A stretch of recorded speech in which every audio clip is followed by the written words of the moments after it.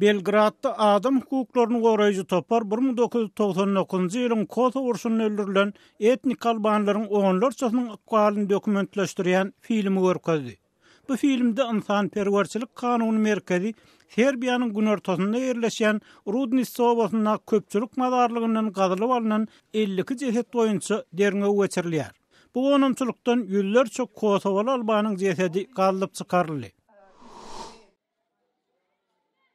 Pakistanyň adatçy mehelleli şäher bolan Karaçynyň sewda dükanlarynyň jemlenen ýerine kuwatly syýasy partiýanyň çagyran iş taşlaýjylar arly adaty bolmadyk ümsümlik emele geldi.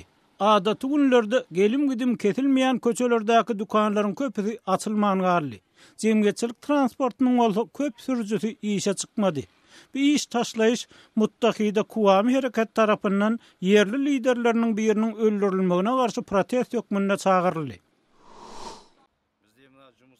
Qazaqstanyň dürli regionlardan bolan guruluşyk işgärleri Almaty şäherinde öz aýlyklarynyň giýjekdirilmegine garşy protest geçirdiler.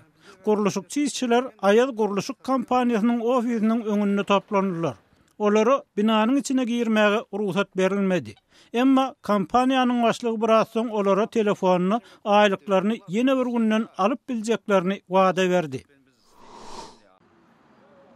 Qırgız paýtagty Bişkekde şäher kitapxanasy bilim düşünjäni okuyan trolleybus diýen program esasyna köçe ýoly alyp çykdy. Ýolagçylar jemgyýetçilik transportuny şäheriň merkezine aralaşanlaryna Bişkekiň taryhy baradaky hekaýalar dinlediler.